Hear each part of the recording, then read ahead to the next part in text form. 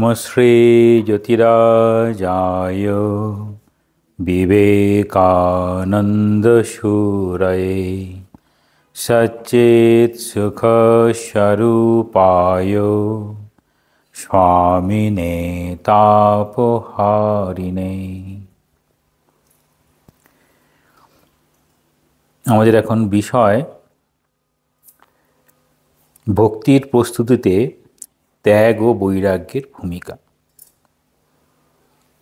আমরা প্রথমে একটা ত্যাগ শুনব, তারপরে বৈরাগ্য শুনব, তারপর ত্যাগ আর বৈরাগ্যটা ঠিক কীরকম সেটা জানব।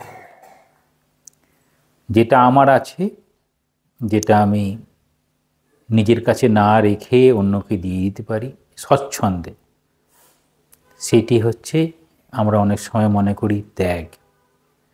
কিন্তু যেটা আমি কোনোভাবেই অন্যকে দিতে পারি না, সেটাকে দেওয়ার নাম ঠিক ত্যাগ। যেমন কীরকম, আপনার কাছে কোনো কাপড় আছে, সেটি 1 বছর হয়ে গেছে, আর ব্যবহার করছেন না, অন্যকে স্বেচ্ছায় দিয়ে দিলেন, সেটি কি ত্যাগ হলো? কাউকে না দিলে শেষ পর্যন্ত ডাস্টবিনে ফেলতেন।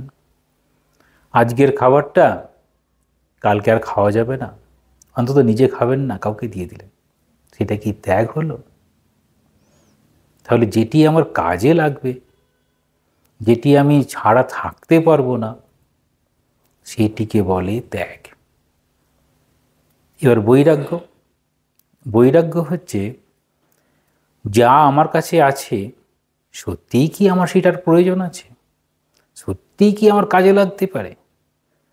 যদি না লাগে, তাহলে আমি সেখান থেকে নিজেকে দূরে রাখতে পারি। এটাকে বলা হচ্ছে বিরাগ। কখনো সেইটার বিষয়বস্তু সম্পর্কে মুনি ঋষি কিংবা অবতাররা বলছেন সেইগুলো তোমার জীবনে ভয়ঙ্কর অবস্থা, তুমি সেই জন্য তার উপর বিরাগ দেখাও। বৈরাগ্যের রূপটা দেখাচ্ছেন যেন ভয়ঙ্কর অবস্থা, যা আমাদেরকে আমাদের যে স্বরূপ আছে সেখানটাকে ঢেকে রাখছে, কিছুতেই সেই দিকে যেতে পারি না। এই দুটি থেকে কিভাবে এই ত্যাগ আর বৈরাগ্য যদি স্বাভাবিক না হয়, তাহলে আমাদের ভক্তি হতে পারে না। তাহলে ভক্তিপথের সাধন বলতে কীরকম বলছেন? ভক্তিপথের সাধন সব থেকে সহজ বলে বলা হয়, কিন্তু ভক্তিপথের সাধন বা যে কোনো পথের সাধন, যে পথ অবলম্বন করে ভগবানের পাদপদ্মে স্থান পাওয়া যায়, এই রকম দ্বৈত ভাব, সেটি হচ্ছে ভক্ত। ভক্ত চাইবে আমি ভগবানের পায়ে নিজেকে সঁপে দেবো, অর্পণ করব। ভগবান আবার মধ্যে কোনো ভেদ থাকবে না, সেটি জ্ঞানের দৃষ্টিতে। আর বলবে আমি না, জন্ম মৃত্যুর এই যে চক্র, তার বাইরে আমি চলে যাব, তার মধ্যে আমি আর আবর্ত হয়ে থাকব না। অর্থাৎ কর্ম, যে কর্ম আমাদের বর্তমান অবস্থা, সেটিতে সঞ্চিত হচ্ছে যা কিছু কর্ম, যেটা করছি সেটা ক্রিয়মান, আর যেটার ফল নিয়ে চলেছি সেটি হচ্ছে প্রারব্ধ। তাহলে আমি এমন কিছু কর্ম করব, আর সঞ্চয় হবে না, আর ক্রিয়মান যা কর্ম সব আমি ভগবানের পায়ে দিয়ে দিতে পারি, বা কর্মের জন্য কর্ম করতে পারি, সেটি আর আমাকে ওই রকমভাবে নিয়ে চলবে না। নিয়ে চলবে না বলতে আবার পরবর্তী জন্ম হবে না, আমি জন্মরহিত হয়ে যাব, আর জন্ম আমার হবে না। কারণ আমি এমন কিছু কর্ম এখন করছি না যে কর্মটার জন্য আমার সঞ্চয় হবে, আর যা কিছু কর্ম করছি সেটা সবই যখন ভগবানের পায়ে দিয়ে দিচ্ছি বা কর্মের জন্যই কর্ম করছি, তাহলে সেটিও যে ফলটি দেবে তাতে আমি তাতে সংযুক্ত হব না। তো এই রকম বিষয়গুলো নিয়ে বলা হয় যে ত্যাগ আর বৈরাগ্য। স্বামীজি বারবার উল্লেখ করছেন ভারতবর্ষের একটি নির্দেশ। সেই নির্দেশ কীরকম, কি কথা বলে? ভারতবর্ষের আদর্শ হচ্ছে ত্যাগ আর সেবা। তাহলে আমি ত্যাগ করলেই কি অন্যের সেবা হয়ে যায়? বলছেন হ্যাঁ, আমি যদি ত্যাগ করি অন্যের সেবা হয়ে যাবে। কীরকম? আমি যদি নিজের ভাবনা কম ভাবি, তখনই অন্যের জন্য কিছু করতে পারি। আমরা সেটা দেখি। আমার নিজের খুব শরীরটা খারাপ করছে, অথচ আমার খুব প্রিয়জন তার শরীরটা আরও খারাপ করছে, তখন হচ্ছে দাঁড়াও তোমার জন্য আমি ওষুধটা নিয়ে আসি। আমি তো শুয়ে থাকতেই পারতাম, পারছি না। বা দেখুন হয়তো ছেলেমেয়েরা হোস্টেলে থাকে, 3 মাস পরে আসছে, মায়ের খুব শরীর খারাপ, বাবা বলছে পায়ে ব্যথা, তখন ছেলের ওই আসার খবর পেয়ে মা কি আর শুয়ে থাকতে পারবে? মা বলল না, আমাকে উঠে রান্না করতে হবে, ভালো মন্দ খাওয়াতে হবে। তো বাবাকে বলছে না না তুমি বাজারে যাও, যতই পায়ে ব্যথা করুক। তাহলে কোথায় শুয়ে থাকতে পারলেন? পারলেন না। কিসের জন্য? না ছেলের প্রতি ভালোবাসা। ওটি না হলে তার জন্য কর্তব্য করা হচ্ছে না। তাহলে কর্তব্যবোধ, ভালোবাসা এর মধ্যে কোনো সম্পর্ক আছে? না শুধু কর্তব্যবোধেই মা করছেন? বলছেন না, শুধু কর্তব্যবোধে পারতেন না। শুধু কর্তব্যবোধে তখন কি বলতেন? না না আজকে থাক, তুমি 2 দিন পরে এসো। যদি তার নিকট আত্মীয়কে যদি না আমি আসছি কাকিমা, তখন বলল না তুমি না 2 দিন পরে আসো, আজকে একটু শরীরটা খারাপ করছে। তো নিজের ছেলেবেলা কি বলতে পারবে? পারবে না। তাহলে এখন বিষয়টা বোঝাচ্ছেন, যখন আপনার বোধ হবে, ঠিক সেই রকম ত্যাগ ঠিক স্বতঃস্ফূর্ত, সেটি হচ্ছে প্রেমেরই যেন বহিঃপ্রকাশ ত্যাগ। এই ত্যাগ আমরা দেখি, এই ত্যাগটা যদি না থাকতো তাহলে একজন আরেকজনের উপর নির্ভর করতো না। যেমন ধরুন গাছ আছে, স্বাভাবিকভাবে সে তার পাতাটাকে ত্যাগ করছে, তো পাতাটার বয়স হয়েছে, পাতাটাকে ত্যাগ করে পাতাগুলো পড়লো মাটিতে, আর বেশ কিছু পোকা মাকড় কেন্ন এসব সব পাতাগুলো খেলো, তারাও কিন্তু পরিবর্তে আবার যেন গাছেরই সার হিসাবে তারা সব রেখে যাচ্ছে। এগুলো হচ্ছে যেন সম্পর্ক, একটার সঙ্গে একটা সম্পর্ক। আর খুব কাছ থেকে যদি দেখি ত্যাগটা কীরকম, খুব কাছ থেকে দেখলাম, আমাদের হৃদয়টা বললো আমি না এই রক্তটাকে ধরে রাখবো আর কিছুতেই গোটা শরীরে ছড়িয়ে দেবো না, তাহলে কি হৃদয়টা আরও বড় হয়ে যাবে, তারপরে আমাদের মৃত্যু ঘটবে। যদি আমি শুধু হৃদয়ের মধ্যে টাকাটা জমিয়ে রাখতাম, রক্তটাকে জমিয়ে রাখছি, কোনোভাবেই খরচ করবে না, না আমি কোনো দেহের কোনো অংশে রক্ত পাঠাবো না, তাহলে কি মানুষটা বেঁচে থাকবে? পারবে না। তাহলে যে স্বাভাবিকভাবে ওই হৃৎপিণ্ড ওরকম কাজ করে, তাই জন্য বলা হচ্ছে হৃদয়টা হচ্ছে ভালোবাসা, সে সবাইকে বাঁচিয়ে রাখবে। সেটা হচ্ছে এক্সপ্যানশন। এই expansion is life, contraction is death. সবাই ধরে রাখতো মৃত্যু। তো এই রকমভাবে শাস্ত্রের অনেক কথা আছে, আমরা শাস্ত্রের আলোক দিয়ে দেখব স্বামীজি কীরকমভাবে বলছেন যে এই ত্যাগ আর বৈরাগ্য পরাভক্তিতে, পরাভক্তি মানে একটা হচ্ছে এতক্ষণ যা আলোচনা হয়েছে, না আমার আলোচনার আগে পর্যন্ত নারদীয় ভক্তি সূত্র পর্যন্ত, ততক্ষণ হচ্ছে বৈদিক ভক্তি, কীভাবে বিধিসম্মতভাবে ভক্তি করা যায়। তার ঊর্ধ্বে যে জায়গায় ভক্তিটা স্বাভাবিক হয়ে যায়, সেখানে পরাভক্তির সঙ্গে জ্ঞান কোনো পার্থক্য নেই। একদিকে যেমন জ্ঞানের কথা হয়, সেই জ্ঞানটারই অন্যভাবে প্রকাশ। সেটি আমরা একটু ভক্তিযোগের পাশাপাশি বিবেক চূড়ামণির অংশ থেকে আলোচনা হবে। সেজন্য মাঝে মাঝে হয়তো মনে হতে পারে এটি কীরকম, তো এরকম কীরকম বলছেন এখানে।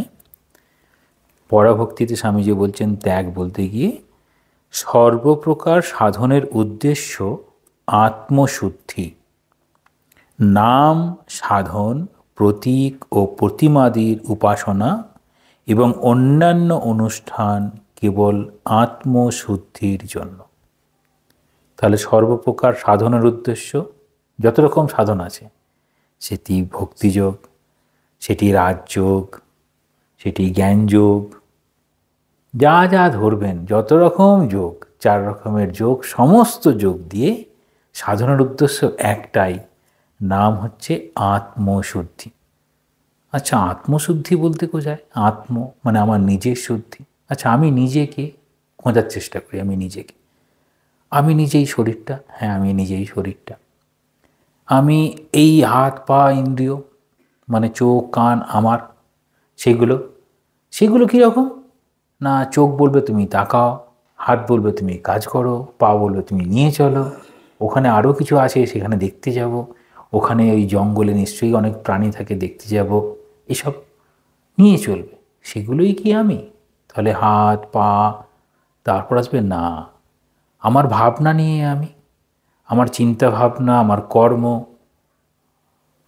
তাহলে এই কাজটা আমরা এখানে একটা ক্লাসরুমে যদি 5 জন বা 50 জন ছেলে মেয়ে থাকে, কোনো একটি দুষ্টুমির ঘটনা ঘটেছে, কি করে শিক্ষক ধরে নেয় এই দুষ্টুমিটা ওই ছেলেটিই করতে পারে, তাহলে আমরা সবাই কিন্তু আলাদা, একই সঙ্গে ক্লাসে পড়ি, সবাই আলাদা। এই যে ভিন্ন ভিন্ন আলাদা রকম হয়ে যায়, তাহলে প্রত্যেকের আমি সেটি আলাদা।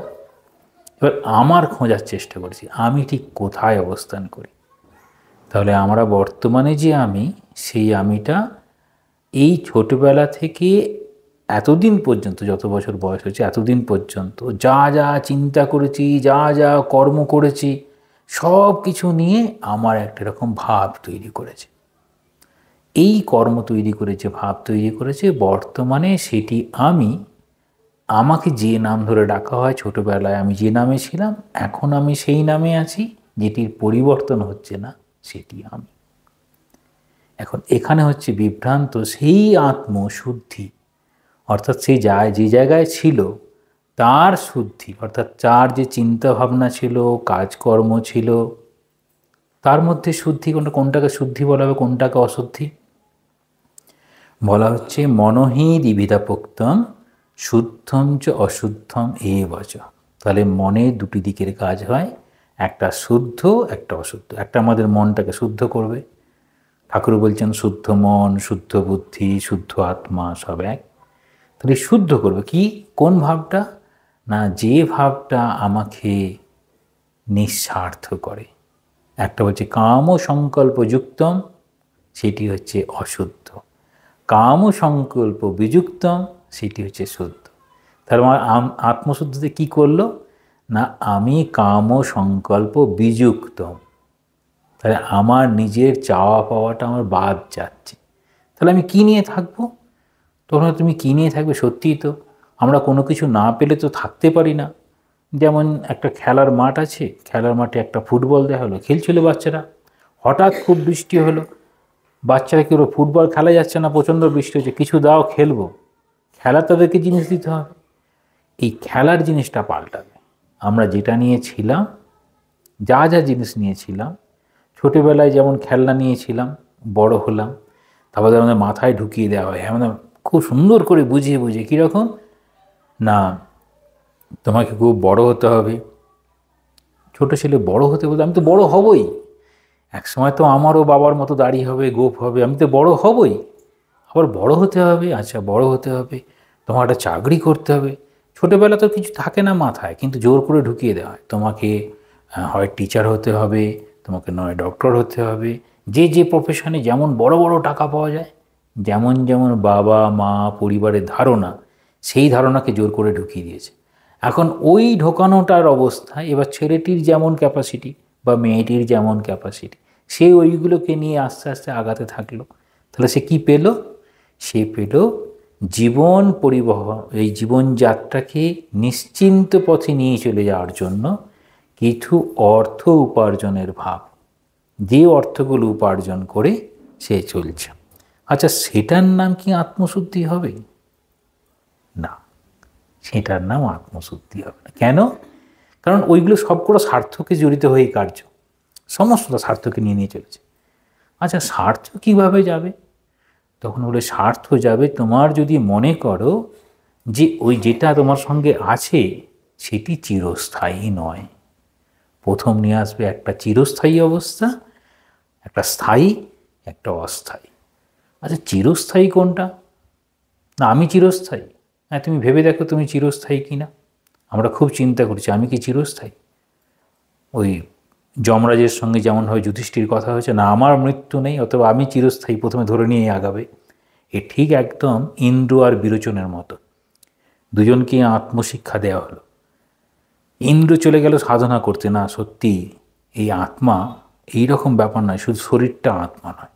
বিরোচন দেখছে না শরীরটাই আত্মা, শরীরটাকে দীর্ঘজীবী করতে হবে, শরীরটার যেন মৃত্যু না হয়, হয়ে গেল সেটি আসরিক বুদ্ধি। তাহলে আসরিক বুদ্ধিতে যেটি আগাচ্ছেন সেখানে কি এই দেহকে কেন্দ্র করে যা সুখ, যা আনন্দ, যা সম্পর্কযুক্ত সেগুলোই চলতে থাকলো। আর সেগুলোর বাইরে যখন আসার চেষ্টা করবে, তখন বলছে না, তুমি ভেবে দেখো সত্যিই তুমি কে। সত্যিই তুমি যখন কে দেখার চেষ্টা করবে, তখন সেটা চাইবে আচ্ছা কোনটা নিত্য, কোনটা অনিত্য। প্রথম বিচার। তাহলে যখন বড় হচ্ছে একটি ছেলে মেয়ে, কখন কি এটা বুঝতে পারে যে কোনটি নিত্য, কোনটি অনিত্য? যা কিছু আছে সবই কি নিত্য? ছোটবেলায় যা কিছু আছে সব নিত্য মনে করে আমরা চলতাম। কীরকম? আমার পুতুলটা নিত্য, তার পা ভেঙে গেলে পরে কান্নাকাটি করতাম, কেন পুতুলটার পা ভেঙে যাবে, করতাম। বড় হলো, কেন আমাদের কাছ থেকে কারোর মৃত্যু এত কষ্ট দেয়, কেন কেন তার বিয়োগ হবে, কেন আমি যতদিন বেঁচে আছি তিনি কেন থাকবেন না? কিন্তু আমরা প্রত্যেকেই দেখি, আমরা প্রত্যেকেই আমাদের নিজেদের দাদু দিদাকে হারিয়েছি, অর্থাৎ মৃত্যুটা আমাদের চিরন্তন সত্য। তাহলে নিত্য কোনটা? না, আমি আছি এই অস্তিত্ববোধ, সেটি হচ্ছে নিত্য। আমি যে আছি, ছোটবেলা তো আমি আছি তার অস্তিত্ববোধ, এখন আছি এখন অস্তিত্ববোধ, এই অস্তিত্ববোধ নিত্য। তাহলে নিত্য আর অনিত্য এটি বোঝার চেষ্টা, এটি দিয়ে শুরু করেছে এই ভাব বিচার। তাকে বলছে নিত্যানিত্য বস্তু বিবেক। তাহলে কোনটি নিত্য, কোনটি অনিত্য, কোনটি বস্তু, তার বিবেক। এই যখন এই বেদান্তের কথায় বস্তু বলবে, তখন সেটি হয়ে গেল আত্মা। এই আত্মা সব জায়গাতেই আছে, সেটিই নিত্য। তাকে কেন্দ্র করে যা দেখছি সেটি হচ্ছে অনিত্য। কীরকম?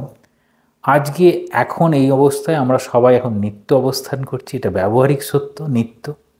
কিন্তু কালকে আমরা কেউই এখানে থাকবো না, এই হলে আমরা কেউ থাকবো না, কালকে অনিত্য হয়ে যাবে। ধরুন একটা দুধ রেখেছেন গ্লাসে, সেই কি চিরকাল দুধ থাকবে, না নষ্ট হয়ে যাবে দুধটা? তার একটা স্থায়িত্বের পরে নষ্ট হয়ে যাবে। এই নিত্য অনিত্য যখন বোঝাবে, যা আমরা নিত্য নৈমিত্তিক যা দেখছি সেগুলো সব কিছু পরে সেটি অনিত্য হয়ে যাচ্ছে, তখন দেখার চেষ্টা করবে কোনটা নিত্য, কোনটা অনিত্য, কোনটা করলে পরে সত্যিই আমার এই আত্মশুদ্ধি হবে, কোনটা গেলে পরে সম্ভব। আচ্ছা, সকল যোগ কিভাবে নিয়ে যায় সেটি বলছেন। সকল যোগ এরপরে বলবেন এই সকল যোগ কিভাবে নিয়ে যায়। কিন্তু বেদান্তের পরিভাষায় চারটি প্রথম স্টেজ আছে, যে চারটি স্টেজ পার হলে পরে তবে ওই জায়গায় যাওয়া যায়। এটি হচ্ছে বলছেন আদৌ নিত্যানিত্য বস্তু বিবেক পরিগণ্যতে ইহামূত্র ফলভোগ বিরাগ তদন্তরম সমাধি ষটক সম্পত্তি মুমুক্ষম ইতি স্ফুটম। তাহলে প্রথমেই কি হয়, আমাদের এই বোধটা যদি জাগে কোনটি নিত্য কোনটি অনিত্য, তখনই আমাদের শুরু হবে সেই পথে চলা। যতক্ষণ না আমাদের মাথায় আসে যে আমাদের যদি মনে হয় যেটা আছে সেটাতে আমি বেশ আছি, সুখে আছি, এটাই নিত্য, তাহলে আমাদের অগ্রগতি ওই পর্যন্ত।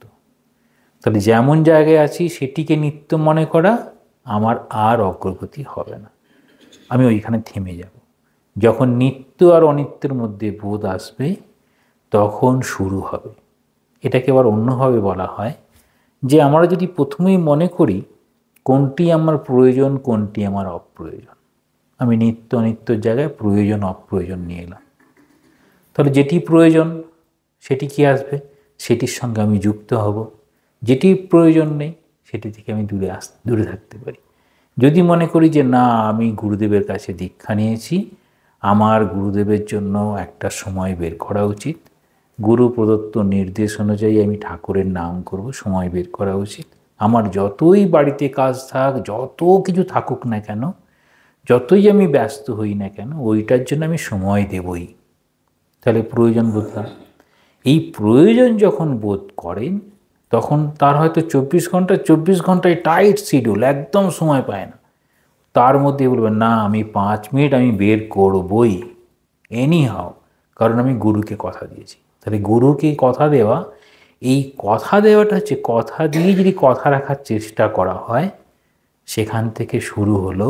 স্বামীজি বলছেন মরদ কি বাত হাতি কা দাঁত, মানে নিজের কথার এত দাম দিচ্ছে।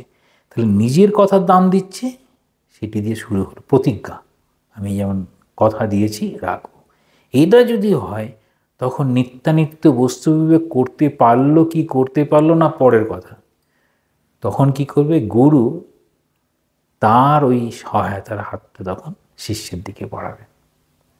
যদি গুরু শিষ্যের দিকে হাতটা বাড়াবেন কখন, গুরুর কথা অনুযায়ী চলছেন। এখানেই বড় ব্যাপার যে আমি কি ত্যাগ করব, ত্যাগ করতে পারছি না, ঠিক আছে ত্যাগ করার দরকার নেই। ঠাকুরের কথা দেখুন, সে জানে, ঠাকুর জানে উল্টোপাল্টা খাওয়ার ইচ্ছে আছে, বললেই ছেড়ে দেবে না, বলছে ঠিক আছে তুমি ওসব জিনিস খাও কিন্তু মাকে নিবেদন করে খাও। কদিন মাকে ওসব জিনিস খাওয়াবে? কেউ কারোর মাকে ওসব জিনিস খাওয়াতে পারে? নিজে খেতে পারে ঠিক আছে, হ্যাঁ কথা বলেছে দেখবেন, নিজে খেতে পারে ঠিক আছে, মাকে দিতে পারবে? পারবে না। ঠাকুর একদম খালি বলেন মাকে নিবেদন করে খেও। অটোমেটিক তাহলে কী বলছে, যে এই স্বাভাবিকভাবে ত্যাগ, এই স্বাভাবিকভাবে ত্যাগ হচ্ছে ভক্তিযোগ শেখায় স্বাভাবিকভাবে ত্যাগ। জ্ঞানযোগ বলবে না, তুমি নিত্যানিত্য বস্তু বিবেক বিচার করো, তারপরে দেখো এই জগতে, মানে ইহ অমূত্র ফলভোগ বিরাগ, এই জগতে বা এই জগতের বাইরে, মানে এখানে বলছে স্বর্গ ইত্যাদি যত লোক আছে, কোথাও যদি কোনো রকম কামনা থাকে সেই কামনাগুলোকে সরিয়ে দিয়ে তুমি থাকার চেষ্টা করো, তাতে হচ্ছে বৈরাগ্য। তাহলে এই জগতের প্রতি যা ভালোবাসা আছে তার প্রতি বৈরাগ্য। আচ্ছা, এই বৈরাগ্যের কথা কেন বলছেন না, এই বৈরাগ্যের কথা আমরা যখনই দেখব, ঠাকুরের গল্প শুনবেন, নারদ আর দস্যু রত্নাকরের গল্প শুনবেন, বৈরাগ্য কী করে নিয়ে এলেন।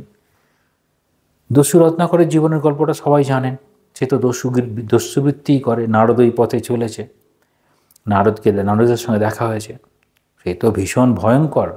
নারদকে বলছেন তুমি আমাকে দেখে ভয় পাচ্ছ না? বলছেন তোমাকে দেখে না, তোমাকে দেখে আমি ভয় পাই না তো। বলছে আমাকে দেখে সকলেই ভয় পায়। বলছে না আমি ভয় পাই না, তবে আমি জানি তুমি ভয়ে আছো। বলছে হ্যাঁ আমি ভয়ে আছি অবশ্যই। তুমি যে কর্মগুলো করছো সেই কর্মগুলো তুমি ঠিক করছো? প্রথম প্রশ্ন, না আমি আমার কর্তব্য করছি আমার পরিবারের সকলের জন্য, বাবা মা সন্তান সন্ততি স্ত্রী সবার জন্য করছি। বলছে ঠিক আছে, তুমি যা কিছু করছো সেটা যদি পাপ হয় সেই ফলের ভোগ নেবে? ঠিক আছে আমি, বলছি না তুমি বাড়িতে গিয়ে জিজ্ঞেস করে এসো। বাবাকে গিয়ে জিজ্ঞাসা করলো, বাবা বলছি যে দেখো তুমি পুত্রের কর্তব্য করছো, তুমি কিভাবে উপার্জন করছো, এবং সেটা যদি পাপ হয়ে থাকে সেই ফল কি করে আমি নেব? তোমার কর্তব্য আমাদের দেখাশোনা করা খাওয়ানো, সেটা তুমি করছো, কিন্তু সেটা যদি পাপ করে করো সেই পাপের তো ফল আমরা নিতে পারি না। স্ত্রীকে জিজ্ঞাসা করছেন, স্ত্রী বলছে দেখো তোমার সুখ দুঃখে আমি থাকবো বলেছি, আমি তোমার পাপ নিতে পারবো না। বলছে তাই? আমাকে তাহলে ঠিকই বলেছিল নারদ যে আমি যদি পাপ করে থাকি তাহলে সেই পাপটি কেউ নেবে না। তাহলে এখান দিয়ে দেখাচ্ছেন যাদেরকে আমরা অত্যন্ত প্রিয় মনে করছি তাদের জন্য পুরো সময়টা দিচ্ছি, অথচ ভগবানের জন্য একদম দিচ্ছি না। সেইটিকে এরকমভাবে দস্যু রত্নাকরের গল্প দিয়ে বোঝাতে চাইলেন, জীবনের গল্প। ঠাকুর বলছেন শিষ্যের, গুরু শিষ্যের দেখবেন আছে, আমাদের প্রত্যুষদা হচ্ছে কথামৃতের গল্পের এক্সপার্ট, তো এরকম গল্প এরকম আছে সেখানে। না প্রত্যুষদা হচ্ছে আমাদের পাঠে, প্রত্যুষদার প্রতিদিনই যখনই আমাদের হয় পাঠচক্র, তো প্রত্যুষদাকে একটা টপিক দিয়ে দেওয়া হয়, সেই টপিক অনুযায়ী কথামৃতে কোথায় গল্প আছে সেটি প্রত্যুষদা বলেন। তো এখানে হচ্ছে গুরু আর শিষ্যের কথা হচ্ছে, শিষ্য বলছে না আমি তো এরকম আসতে পারি না, আমার পরিবারের জন্য সব আমাকে, আমি না থাকলে তারা থাকবে কি করে, আমার জন্য তারা প্রাণ দিতে প্রস্তুত। এইরকম গল্পটা এরকম টাইপের, আমার ঠিক এক্স্যাক্ট মনে নেই। তখন গুরুদেব বলছেন ঠিক আছে তোমার একটা ওষুধ দিয়ে দিচ্ছি, তুমি বাড়ি গিয়ে সেটা খেয়ে নেবে, তুমি তারপর মৃত্যুর মতো, মৃত্যু হলে যেরকম হয় তোমার সব সেই লক্ষণ প্রকাশ পাবে, কিন্তু তুমি সব শুনতে পাবে, সব বুঝতে পারবে, তোমার হাত পা সব শক্ত হয়ে যাবে। বাড়ি গিয়েছে সেটা খেয়ে নিয়েছে ওষুধটা, এবার হাত পা শক্ত হয়ে গেছে, তো সবাই বলছে মারা গেছে কি করবে, তো এই দেহটাকে নিয়ে বের করবে। তখন দরজা বলছে না না এই দেহটা বেরোচ্ছে না, দরজাটাকে কাটো। তখন তার স্ত্রী বলছে না না ওটা তো গেছেই, ওরই হাত পা কেটে দাও, দরজা কাটার দরকার নেই। বলছি তখন ও তো শুনতে পাচ্ছে কেসটা কি এইসব হচ্ছে। তো গুরু এসে পৌঁছেছে, গুরু এসে বলছে, গুরুদেবকে ধরেছে সব সকলেই, গুরুদেবের প্রাণ বাঁচিয়ে দিন। বলছে হ্যাঁ কোনো অসুবিধা নেই, প্রাণ আমি বাঁচিয়ে দেবো, বলুন এনার জন্য কে জীবন দিতে পারে? আমার কাছে একটা ওষুধ আছে, তিনি এনে খেয়ে নেবেন, আর একটা ওষুধ আছে খাইয়ে দেবো, ও বেঁচে যাবে, কিন্তু যিনি এই ওষুধটা খাবেন তিনি মৃত্যু হবে। কারুর একজনের মৃত্যু তো হবেই। তো দেখছে স্ত্রী বলছে, না আমার ছোটো ছোটো ছেলে মেয়ে আছে, আমি কি করে মৃত্যু আমার হয়, হ্যাঁ, কি করে পারা যায়? তার বৃদ্ধ মা বলছে, দেখো আমার নাতিগুলো আছে, কি করে তারা দিন কাটাবে, হ্যাঁ, বরং ছেলেটা গেছে ঠিক আছে। তখনই ভাবছে, আরে বাপটি এইরকম ব্যাপার ছিল, গুরুদেব তার ওষুধ খাইতে ঠিক হয়েছে। বলছে, কি তোমায় কি বললাম? একমাত্র যদি মায়ের কথা আছে, জগতে সকলের জন্য কর্তব্য কর্ম করবে, একমাত্র ভালোবাসবে ভগবানকে। দেখবেন মায়ের কথা আছে, একমাত্র ভালোবাসবে ভগবানকে। এখন এই একমাত্র ভালোবাসবে ভগবানকে যদি হয়, বাকি সবার জন্য যা যা করছেন সেটিকে বলবে কর্তব্য কর্ম, কিন্তু ভালোবাসা শুধু ঈশ্বরের প্রতি, ভগবানের প্রতি। এইবার এখানে কি বলছেন, যেহেতু পরাভক্তি মাঝে মাঝে এটা নিয়ে আসবে, নিয়ে এসে কী বলবে, যা কিছু জ্ঞানযোগে বলা হয় সেটি আপনাকে খুব কষ্ট করে করতে হবে, আর ভক্তিযোগ হলে পরে অত কষ্ট করতে হবে না। ধরুন আপনি ত্যাগ করবেন, কীরকম ত্যাগ? না সকালে নয়, যতক্ষণ না সূর্য উঠে আমাকে ডাকে ততক্ষণ আমি উঠতে পারি না। বুঝতে পারলেন? সূর্য উঠে যদি ডাকে, মানে সূর্য উঠে ডাকলে পরে তবে আপনি উঠবেন, নইলে উঠবেন না। আর এদিকে গুরুদেব বলেছেন, না না, সূর্য ওঠার আগে উঠতে হবে, ব্রাহ্ম মুহূর্ত বলে, সেই সময় যদি জপ করো খুব ভালো ফল হবে। ভালো ফল কি? না ভগবান তোমাকে খুব কৃপা করবেন। যে ভগবান কৃপা করলে কি হয়? না ভগবান কৃপা করলে সব তোমার হয়ে যায়। গীতা মুখে বলেছেন, যোগ ও ক্ষেম ও বহম মহম, তার ভক্ত তিনি সব যোগ আর ক্ষেম দুটোই করেন। যোগ মানে অপ্রাপ্ত বস্তুর প্রাপ্তি, আর ক্ষেম মানে হচ্ছে যা কিছু পেয়েছেন সেভাবে রক্ষা করা। হ্যাঁ, ওই জন্য ভগবানের স্মরণ নিতে বলেন। তো এটা হবে। আচ্ছা, ওটা করতে গিয়ে ভোরবেলা উঠতে হবে? আচ্ছা ঠিক আছে, গুরুদেব যখন বলেছেন। দেখুন, গুরুদেবকে ভালোবাসি, ভক্ত গুরুদেবকে ভালোবাসে, তো ভালোবাসে বলে তার কথাতে বাবা মা বললে পারে, তুমি না খুব দুষ্টুমি করো, আমাকে সকালবেলায় ডেকে ডেকে দাও, কী সুন্দর ঘুমাচ্ছিলাম, কিন্তু গুরুদেব বলেছে বেশি ভালোবাসা, সেই জন্য উঠে পড়ে। বলছে ভালোবেসে সব ত্যাগ হয়ে যায়। যে ভালোবেসে তার ঘুমটা ত্যাগ হয়ে গেল, গিয়ে উঠে পড়ল। যেমন ধরুন আপনারা এখন দুপুরে কত ফোনে কথা বলতেন, দেখুন এই ক্লাসে শুনতে হবে এখন দুদিনের মধ্যে একদম স্টুডেন্ট লাইফের মতো হয়ে গেছে। দেখেছেন কি? একদম স্কুল যাওয়ার মতো। স্কুলে গেলে পরে একদম কোনো ফাঁক নেই। স্কুলে গেলে পরে যেমন ফোন চলবে না, ক্লাসরুম আসছে, দুপুরে ঘুম, না না চা চলে আসবে, ঘুমানোর কোনো চান্স নেই। তাহলে দুদিন কীরকম হলো, যেন ভালোবেসে। এই ভালোবাসাটাকে নাম হচ্ছে ত্যাগ। ভগিনী নিবেদিতা খুব সুন্দর বলছেন, ত্যাগ মানে হচ্ছে জয় করা। স্বামীজি বারবার বলতেন, ত্যাগ মানে কি? জয় করা। জয়টা কি করে হচ্ছে? ভালোবেসে হচ্ছে। ধরুন আপনার ঘুমটা সকালে 8টা না হলে ভাঙতো না, গুরুকে ভালোবাসেন, ঘুমটা কমে গেল। জোর করে করতে হয়েছে? না, গুরুর প্রতি ভালোবাসে। আবার এটাই জোর করে হবে কখন জানেন? স্কুলের পরীক্ষা আছে, ছেলেটা সকালে 8টা না বাজলে কোনোভাবেই ওঠে না, সে দেখছে ঘুম হলো কি হলো না, আবার বইটা নিয়ে বসে গেছে, না পরীক্ষা পাস করতে হবে বেশি। কোনটায়? ওই বইয়ের প্রতি ভালোবাসা, পরীক্ষা পাস করতে হবে, নাম্বার বেশি পেতে হবে। যে ভালোবাসা যদি একবার ঢুকিয়ে দেওয়া হয় তাহলে তার ত্যাগ হয়ে যাবে। তো ভালোবাসা হচ্ছে ত্যাগের মূল মন্ত্র। যা আমরা ত্যাগ বলি তা আসলে ভালোবাসার প্রকাশ। আমরা কীরকমভাবে বুঝবো? দেখবেন সে আছে না, রাধার কি হইল অন্তরে ব্যথা, যখন এই রকম ভাব চলে আসে তখন সে পুরো মানে পাতা পড়ছে, মনে হচ্ছে তিনি আসছেন, আকাশে মেঘ করেছে, মনে হচ্ছে তিনি, ময়ূর পেখম মিলে নাচছে, মনে হচ্ছে তার ময়ূরের সবকটা পালক যেন তার চোখ। তা এইরকমভাবে যখন ভাবের আকুতি হয় তখন তিনি আর অন্য কিছুই দেখতে পান না। তাহলে বলছেন এইরকম কার জীবনে হয়েছে? আমরা দেখতে পাই যে গোপালের মা ছিল, জানেন, গোপালের মা, গোপালের সাধক, মানে ছোট বালগোপাল, তিনি তার পূজা করতেন একদম নিবিষ্ট মনে, ঠাকুরকে আমার ওই বালগোপাল রূপেই দেখতেন। এখন স্বামীজি তো সবসময় খুব যুক্তিবাদী, বলতেন ওসব সব বাজে কথা। এবার গোপালের মা এসেছে, হ্যাঁ রে নরেন, আমি যে এরকম দেখি, আমার এরকম কাঁধে আছে তার ছোট ছোট লাল পা, হ্যাঁ আমার এইসব ভুল দেখি? তখন স্বামীজি বলছে, না তুমি ঠিক দেখো। মানে ভাব হচ্ছে এই যে ভাব, এই ভাবটা কে নিয়ে যায়? ভাবটা হচ্ছে নিয়ে যায়, আমরা কোনো কিছু ভাবকে বহন করছি, ভাবটা কে নিয়ে যাচ্ছে? ভাবটা এটা একটা থট প্রসেস আছে, নাম হচ্ছে, আমরা চিত্ত নাম শুনছেন? চিত্ত বলে একটা শব্দ আছে, চিত্ত বলে একটা শব্দ আছে। এটা হচ্ছে অন্তঃকরণের গঠনের 4টি অংশ, মন, বুদ্ধি, চিত্ত, অহংকার।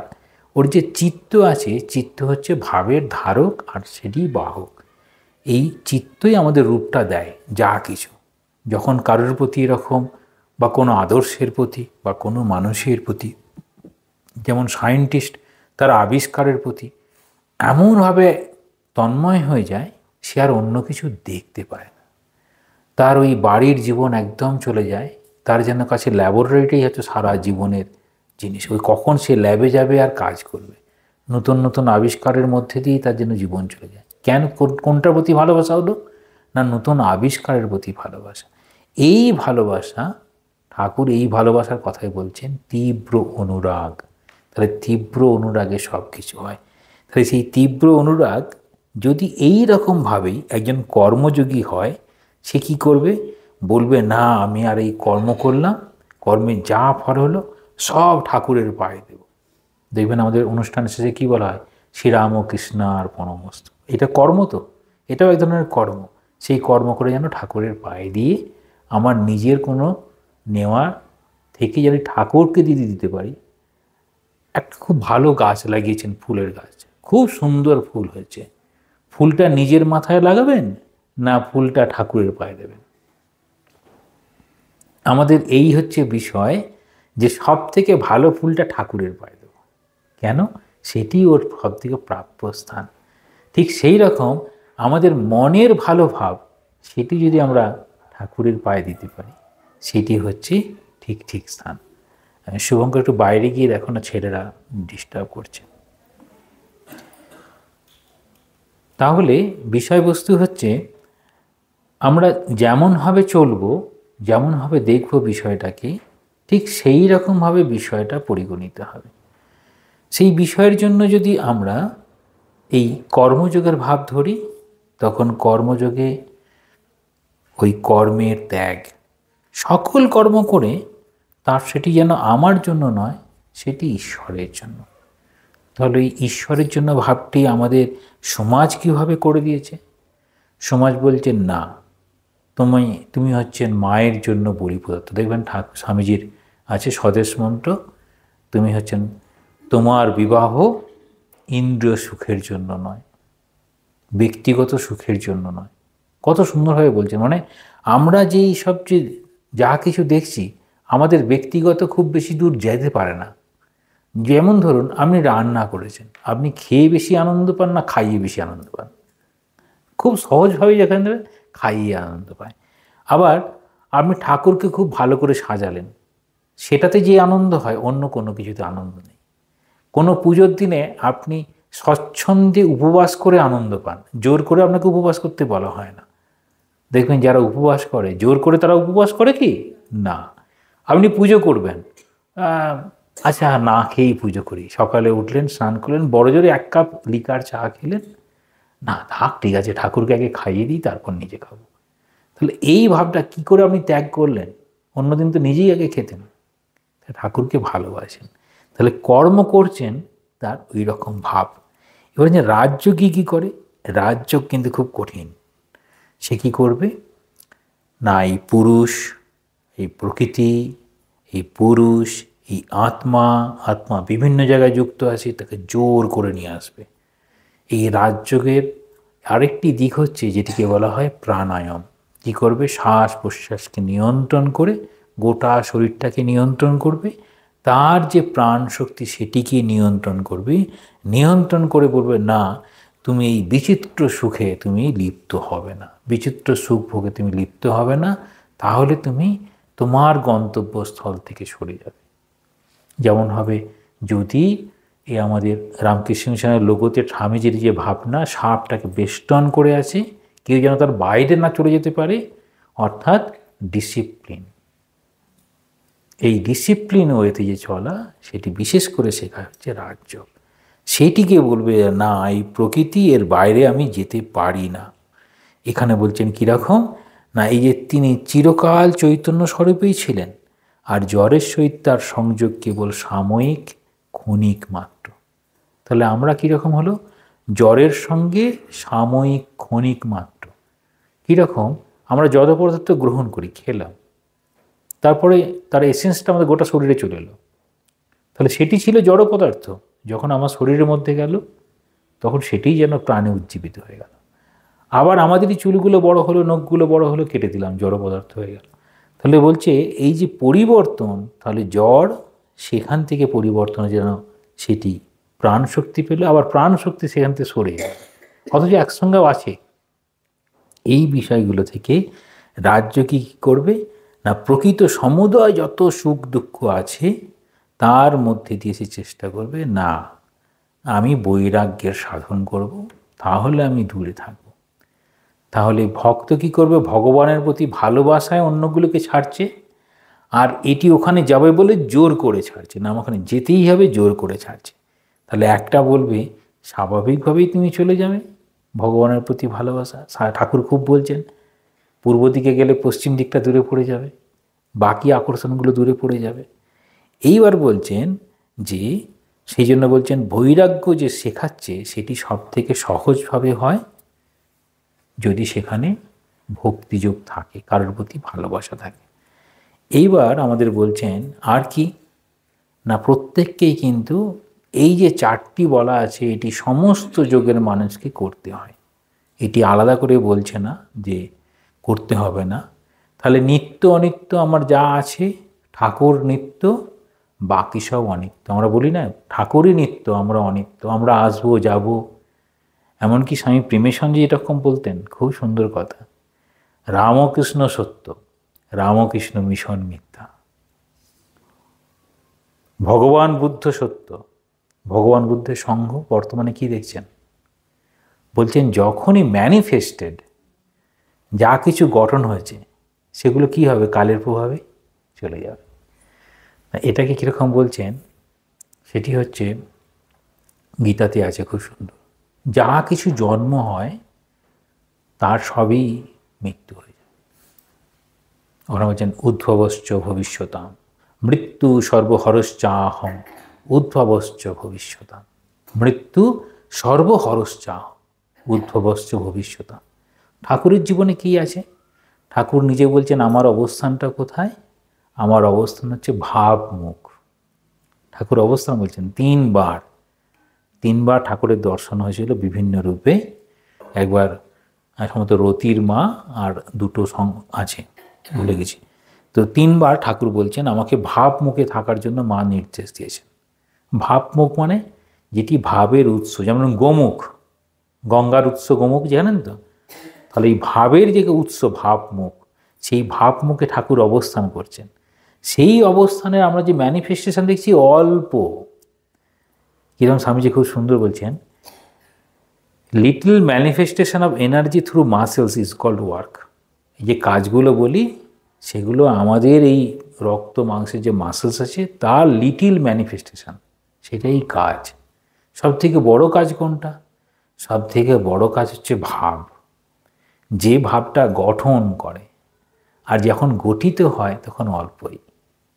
আপনি মাটি আনতে পারেন অনেক, একটা ঘটি বানালেন, সেই মাটি থেকে কত কি হতে পারে, আপনি আরেকটা ঘটি বানিয়ে ওইটুকু মাটিকে লিমিট করে দিলেন ঘটিতে, তাই তো? সেই মাটিতে আপনি একটা ঘোড়া বানাতে পারতেন, সেই মাটিতে আপনি একটা ফুলদানি বানাতে পারতেন, সেই মাটিতে একটা মূর্তি বানাতে পারতেন, সেসব না করে একটা ঘট বানিয়ে দিয়েছেন। তাহলে মাটিটাকে লিমিট করে দিলেন। বলছেন ঠাকুর যেন বলছেন যে আমরা ক্ষুদ্র তার প্রকাশ দেখি, যা প্রকাশ দেখছি সব ক্ষুদ্র। তাহলে আমাদের বৃহতের যখন প্রকাশ দেখব, যেমন আমাদের সত্তা কীরকম, আমরা সবাই নিজেদেরকে ক্ষুদ্র মনে করি, তাহলে আমরা কি করে মহান হতে পারি? এই ভক্তিযোগ সে কথাই বলে যে ভক্তিযোগ বলবে তোমরা মহান। কীরকম?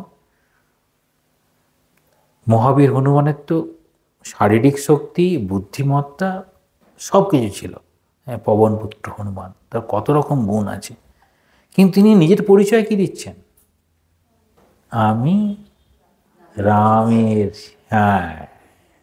সেবক, ঠিক আছে, আমি তার সেবক, আমার প্রভু হচ্ছে শ্রীরাম। নিজেই বলছেন, আমি আমার প্রভু শ্রীরাম, আমার যদি লঙ্কায় আসতে এই কোনো রকম সেতুর প্রয়োজন না হয়, তার কি নিজের আসতে সেতুর প্রয়োজন আছে? তাহলে স্বামীজি কেন ঠাকুরের স্বরূপ বলতে গিয়ে বলছেন যে ধূলিকণা থেকে শত শত বিবেকানন্দ তিনি তৈরি করতে পারেন?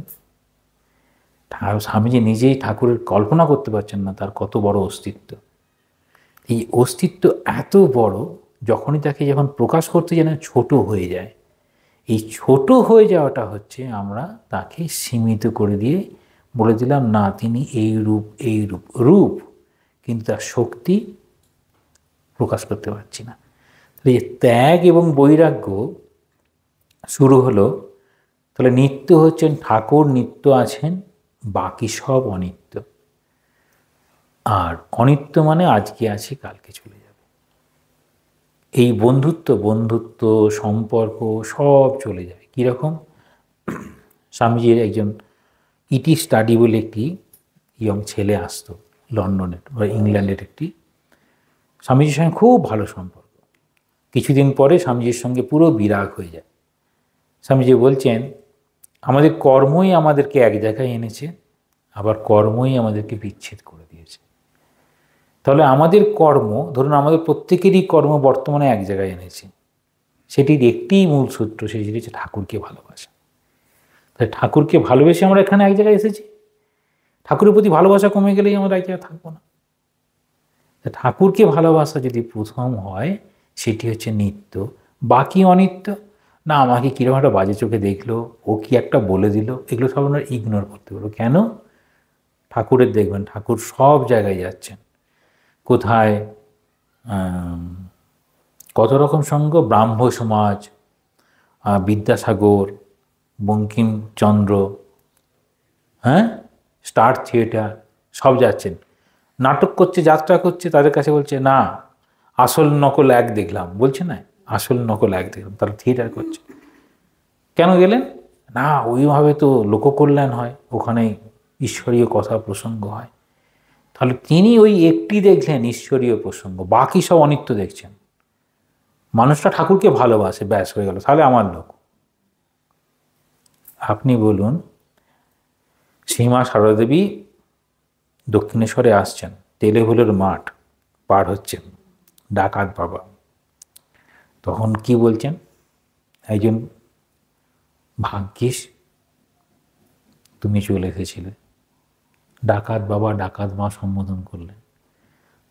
এই সম্বোধনে এমন পরিবর্তন হয়ে গেল, তারা দুজনেই বলছেন তাহলে ঠিক আছে, আমাদেরও তারা সন্তান ছিল না, এ আমাদের মেয়েই হবে হয়তো। তাহলে তার মধ্যে, প্রত্যেক মানুষের মধ্যে মনুষ্যত্ব মিনিমাম কোয়ালিটি থাকা উচিত। যদিও মানুষের মধ্যে আমরা পশুত্ব দেখি, দেবত্বও দেখি, কিন্তু মনুষ্যত্ব যেন সহজেই এনে দিতে পারেন। কারা এনে দিতে পারেন? তাদের ওই কথার মধ্যে। তাহলে মায়ের যখন এই কথাটা বললেন, তাহলে সেই ডাকাত এবং তার স্ত্রী, তারা কি তাদের ওই বৈরী ভাবটা ধরে রাখতে পেরেছিলেন, না সঙ্গে সঙ্গে ত্যাগ হয়ে গেল? কি করে ত্যাগ হলো? ভালোবাসা। তাহলে একমাত্র মূলধন ভালোবাসা। তাহলে ভালোবেসে ত্যাগ করে দিতে পারলেন খুব সহজেই। এই ভালোবেসে যে ত্যাগ হয়, সেই জন্য বলছেন ভালোবাসলে পারে আপনি কোনো কিছুকে খুব ভালোবাসেন। তাহলে সেই ভালোবাসা, ঠাকুর বলছেন তুই কি কাউকে ভালোবাসিস? যদি কেউ বলে হ্যাঁ, ওই তার মধ্যেই ভগবানকে দেখার চেষ্টা কর।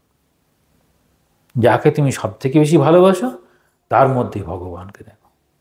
তাহলে এই ভালোবাসা সেখানে আর আলাদা করে বাদ দিচ্ছেন না, সেই জন্য সেটাকে বলছেন ত্যাগটাই কিছু হয়ে যাচ্ছে, তাহলে সেবা যাবে। যদি ভালোবাসেন তাহলে তার জন্য কিছু করতে ইচ্ছে যাবেই। আপনি যাকে ভালোবাসেন তার জন্য অন্তত এক কাপ চা করে খাওয়াবেন তো? না খাওয়াবেন না? হ্যাঁ, আসুন বসুন একটু চা খেয়ে যান অন্তত, বলি কি না? আর যদি সেরকম হয়, ঠিক আছে ঠিক আছে পরে আবার আসবেন, আজকে না খুব ইজি, বাই চান্স ঘরে ঢুকে পড়ে, মানে গেটের সামনেই আপনি বলে দিলেন না আমাকে এক্ষুনি বেরোতে হবে, জানো তো। এই সব আছে, সব আছে। মানে এটা হচ্ছে কি বোঝাচ্ছেন কি? আমাদের ব্যবহার দিয়েই আমরা এটাকে বুঝতে পারি, কিন্তু এটা কখনো এরকমভাবে ভেবে দেখি না। যেটাকে আমি যদি ভেবে দেখি তাহলে এই জায়গায় পৌঁছাবে।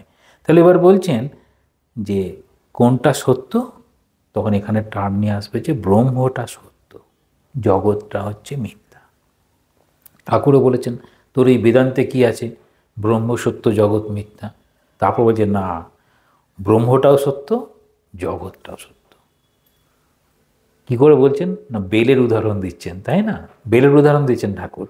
বেলের বীজ নিতে হবে, শ্বাস নিতে হবে, কলা নিতে হবে, সব নিয়ে এই দিয়ে বোঝাচ্ছেন যে কোনো কিছুকে বাদ দেওয়ার দরকার নেই।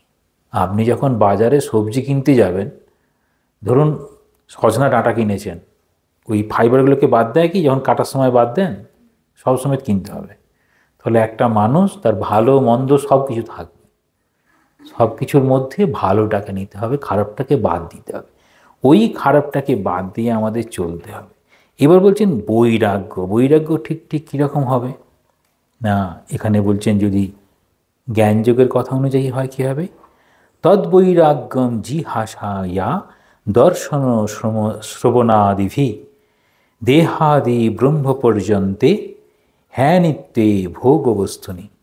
এই নিজের দেহ থেকে আরম্ভ করে ব্রহ্মার দেহ পর্যন্ত সমস্ত অনিত্য ভোগের সামগ্রীর দোষ দর্শন। এখানে দোষ দর্শন দেখাবে ও সেসবের দোষের কথা শোনার ফলে ভোগ্য বস্তুতে যে অনীহা জাগে, সে সমস্ত ত্যাগ করার ইচ্ছা জন্মায়, তাকে বলছেন বৈরাগ্য।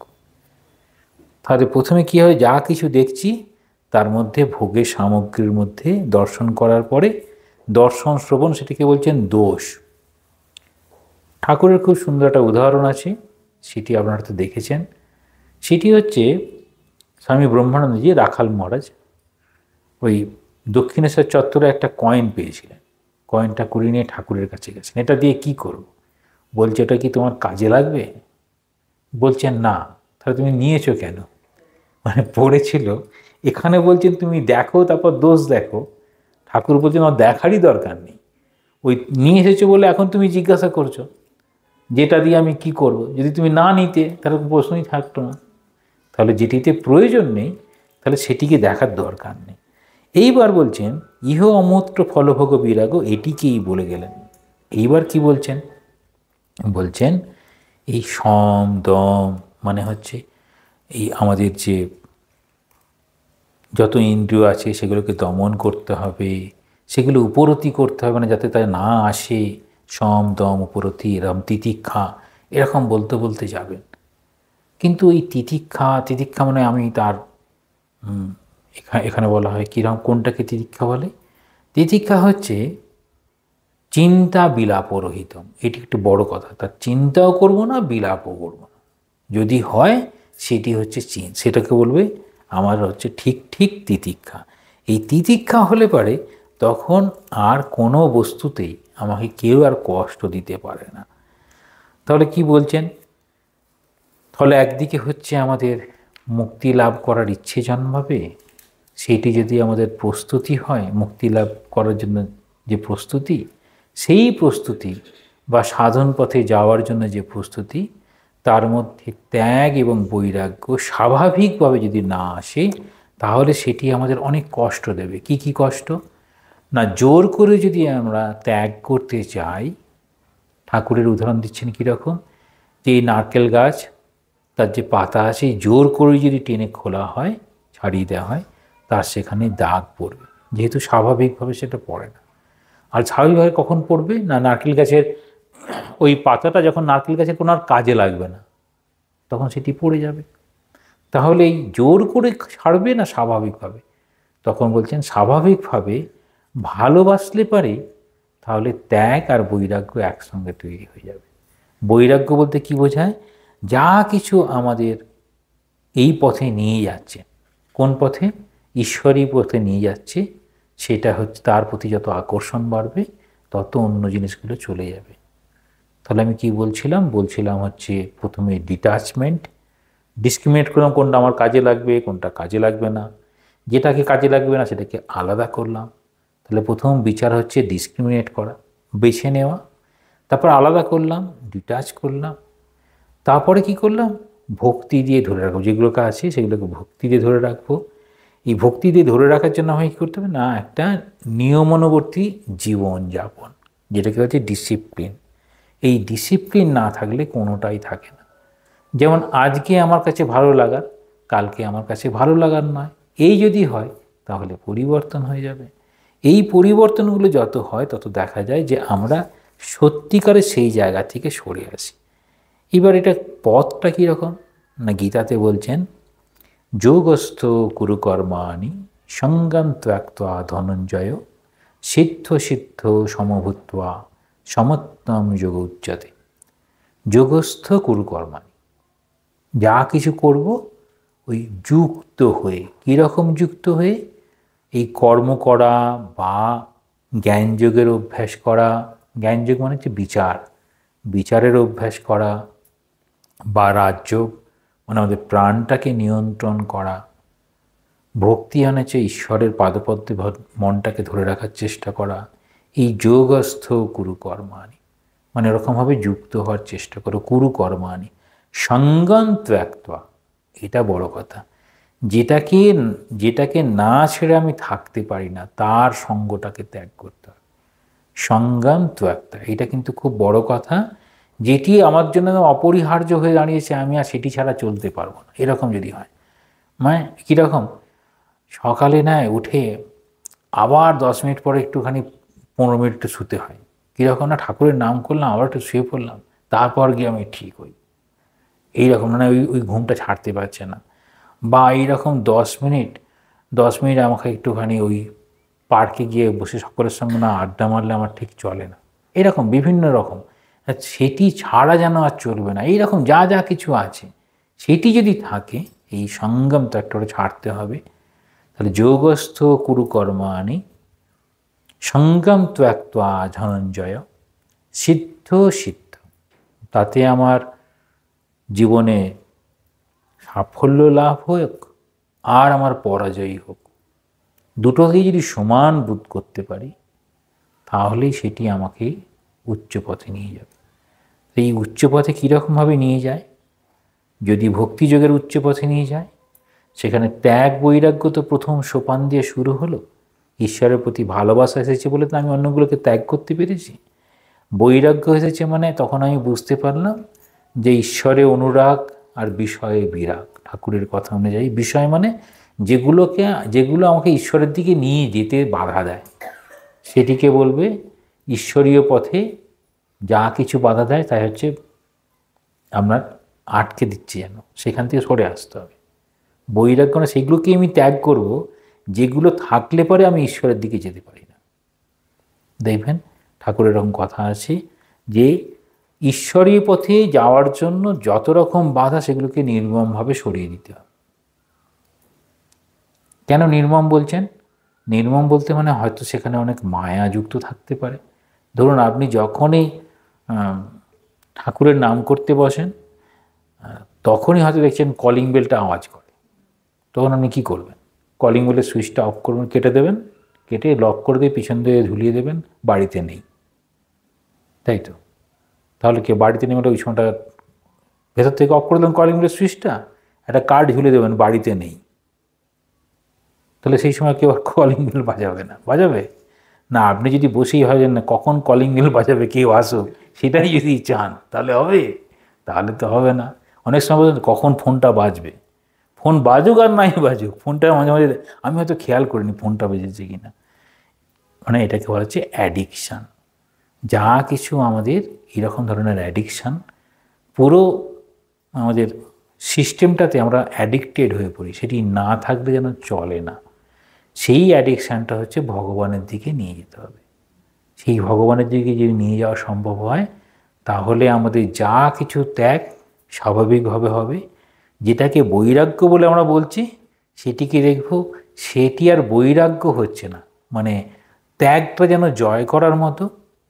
যেমন ঘুমকে জয় করা যায়, অর্জুনকে বলা হয় গুড়াকে এসে ঘুমটাকে পর্যন্ত জয় করেছিলেন তিনি। আমরা দেখি লাটু মহারাজের কথা, দেখবেন লাটু মহারাজকে ঠাকুর বলেছিলেন ঘুমাবে কেন, সে সারা রাত্রি জপ করতেন। সবাই কি বলতো, আরে কই ইঁদুর ঠকঠক করে আওয়াজ করছে। তারপর একদিন খুঁজে পেয়েছে, না এটা বড়নগরের ঘটনা, তার মালের হতে আওয়াজ হচ্ছে, কোথায় ইঁদুর ঠকঠাক করে আওয়াজ করছে। যখনই কেউ আওয়াজ করে তখন থামিয়ে দেয়, কাউকে বুঝতে হয় না, কিন্তু রাতে আর ঘুমায় না। তো লাটু মহারাজ কি বলছেন, ঠাকুর একদিন জিজ্ঞেস করছেন, হ্যাঁ রে লেটো, তোর ওটা কী করছে? তখন বলছে যে তোর ঈশ্বর কি করছে, এ ধরনের লাভ লাভ হচ্ছে, কী করছে? তখন হচ্ছে না, উনি হচ্ছেন ছুঁচের মধ্যে দিয়ে উট প্রবেশ করাচ্ছে। অনেক পরে লাটু মহারাজ বলছেন, ঠাকুরের ওই কথার অর্থ আমি বুঝতে পেরেছি। ওই কথার অর্থ হচ্ছে আমার হচ্ছে ক্ষুদ্র আধার, সেই ক্ষুদ্র আধারে উনি ওই ঈশ্বরীয় তত্ত্ব তিনি প্রবেশ করাচ্ছেন। ঠিক এটা কীভাবে হয়? ত্যাগ আর বৈরাগ্য, তার প্রতি যদি ভালোবাসা আসে তাহলে এটা স্বাভাবিকভাবে এগুলো চলে যায়।